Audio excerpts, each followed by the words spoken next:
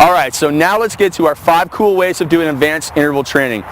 And the first one we're going to do is hill sprints. So we've got some really cool hills here. This one's probably, it would take me about 30 seconds to run up.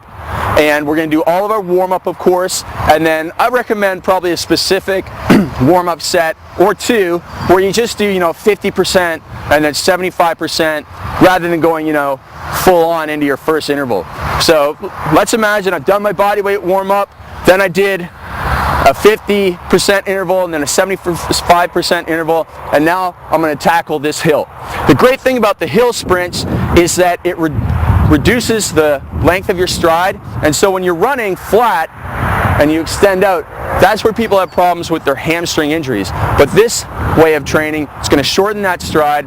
It's probably going to be less impact with every step compared to flat running, and it's just darn hard. So hopefully you can find a hill in your area that's going to challenge you for 20, 30, even 45 seconds. And then one other thing to mention about hill sprints is don't get too worried about you're supposed to sprint for 30 and then recover for 60, and it takes you longer to walk down the hill.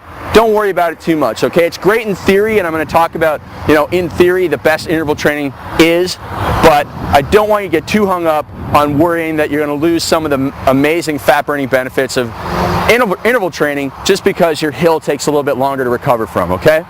So I want to start fairly close to the incline, so again we don't have that over striding problem and hamstring injury. But once I'm ready, then I'm going to take that hill on.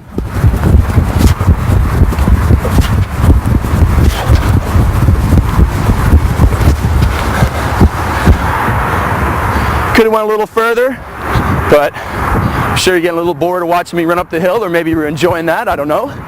But now I'm just going to walk down that hill. Probably take me 2 or 3 times as long to walk down. And once I'm down there, if I'm just going for fat loss alone, I'll probably turn around, go right back up, and continue on for 6, 8, maybe 10 intervals, depending on how long the hill takes, also my fitness level and my goals. So that's the first way of doing interval training.